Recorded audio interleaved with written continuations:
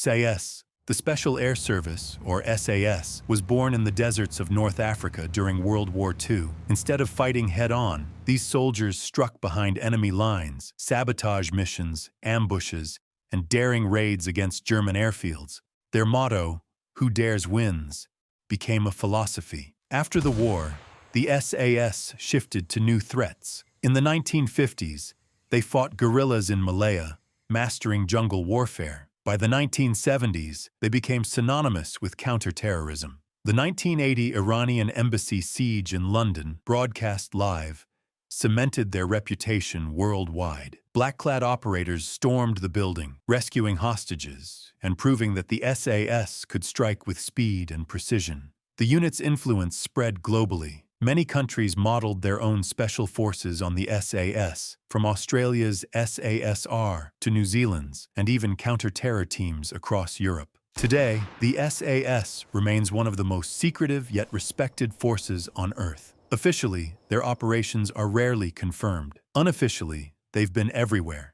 Iraq, Afghanistan, Africa, countering insurgencies and hunting high-value targets. For the SAS, the battlefield is never where the enemy expects it. U.S. Navy SEALs.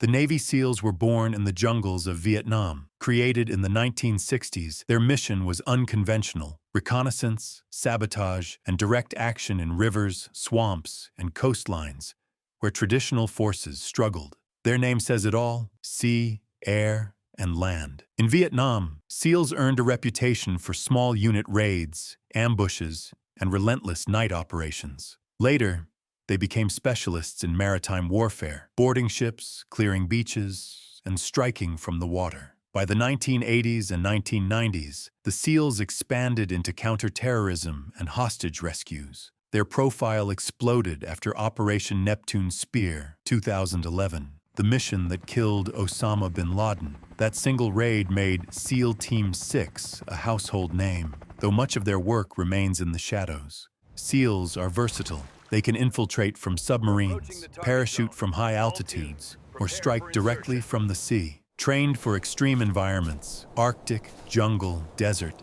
they are the U.S. Navy's most flexible special operations force. What makes them feared isn't just firepower, it's adaptability. The ability to appear from anywhere, strike with precision, and vanish into the night. Green Berets. The Green Berets, officially the U.S. Army Special Forces, were created in the 1950s at the height of the Cold War. Their mission was not simply to fight, but to train, organize, and lead local forces behind enemy lines. Unlike other special forces, Green Berets specialize in unconventional warfare. They parachute into remote areas, link up with militias or resistance groups, and turn irregular fighters into effective armies. They're not just commandos, they're force multipliers. Vietnam was their proving ground. Green Berets built camps deep in enemy territory, trained local Montagnard tribesmen, and launched counterinsurgency campaigns. While other units focused on direct combat, they blended military skill with diplomacy and language training. In Afghanistan, 2001, Green Berets worked with the Northern Alliance. Riding horses across mountain ranges, they coordinated airstrikes and led a lightning campaign that toppled the Taliban in weeks. It was unconventional warfare in its purest form. Today, Green Berets still operate in small, discrete teams across the globe, training allies in Africa, advising forces in Eastern Europe, and quietly shaping conflicts without headlines. Their motto, De oppresso libere, to free the oppressed, captures their role: warriors who fight by empowering others. Delta Force.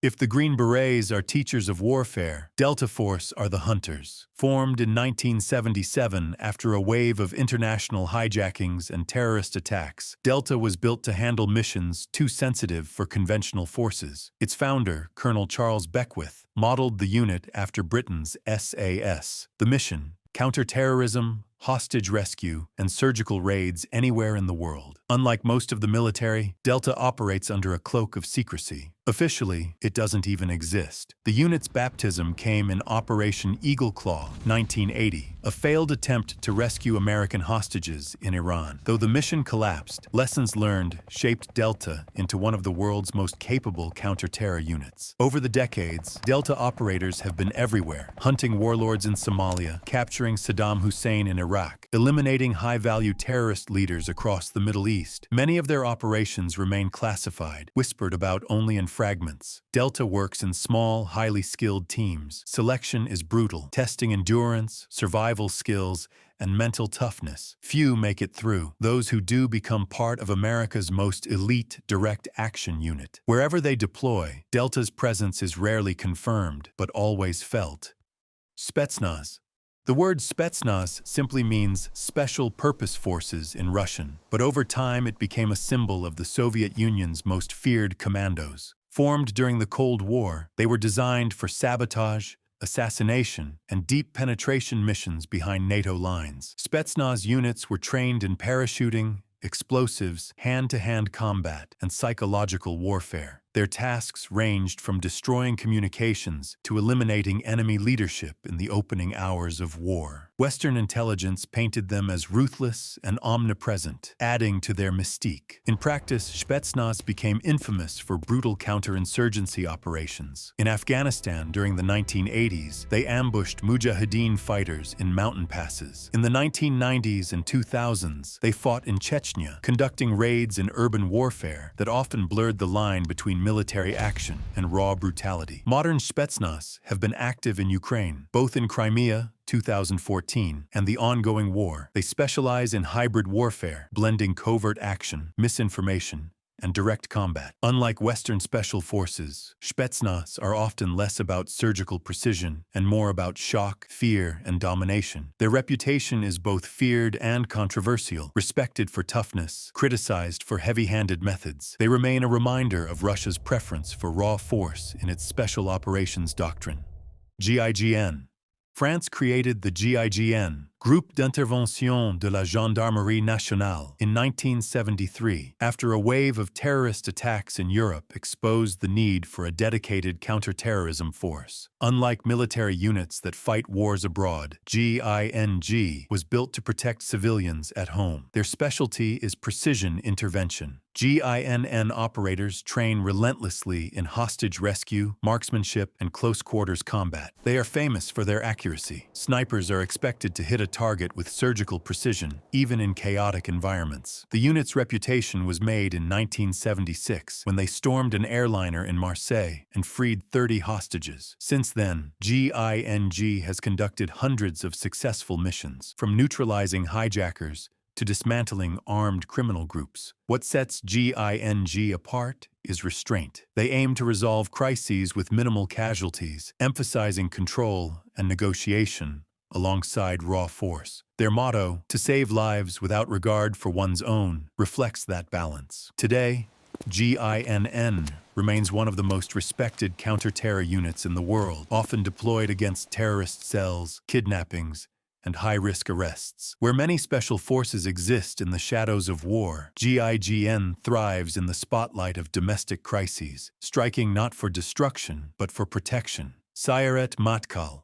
The Sayeret Matkal was born in the 1950s, modeled after Britain's SAS, but shaped by Israel's unique security needs. Its mission, deep reconnaissance, counter-terrorism, and lightning raids far beyond Israel's borders. The unit's defining moment came in 1976, the legendary Entebbe raid. After terrorists hijacked an Air France flight and diverted it to Uganda, Sayeret Matkal commandos flew 2,500 miles, stormed the terminal, killed the hijackers, and rescued more than 100 hostages. It was one of the most daring special operations of the century, cementing Israel's reputation for audacity and precision. Sayeret Matkal specializes in intelligence gathering and surgical strikes. Members often operate in disguise, blending into hostile environments before striking. Many of Israel's military and political leaders, including future prime ministers, once served in its ranks. Unlike larger units, Sayeret Matkal works in small, highly secretive teams, often acting on intelligence that others can't access. Their missions range from preventing terror attacks to eliminating high-value targets, targets across the Middle East. The unit's existence reinforces Israel's doctrine: strike first, strike decisively, and never wait for threats to arrive at your doorstep.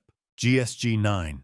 The GSG-9 was born out of tragedy. In 1972, during the Munich Olympics, Palestinian terrorists took Israeli athletes hostage. The rescue attempt failed, leaving 11 hostages dead and exposing Germany's lack of a professional counter-terror unit. In response, GSG-9 was created in 1973 as a highly trained federal police special unit. Their first test came in 1977, when terrorists hijacked Lufthansa Flight 181 and forced it to land in Mogadishu, Somalia. GSG-9 stormed the plane, killed the hijackers, and rescued 86 hostages without losing a single passenger. Overnight, their reputation became legendary. GSG-9 specializes in counterterrorism, hostage rescue, and high-risk arrests. They work closely with intelligence agencies and train in close-quarters combat, precision marksmanship, and tactical entry. Unlike military units, GSG-9 operates under police authority, giving it flexibility in domestic and international missions. Over the decades, GSG-9 has dismantled terrorist cells, responded to hijackings, and supported operations abroad. Their professionalism and efficiency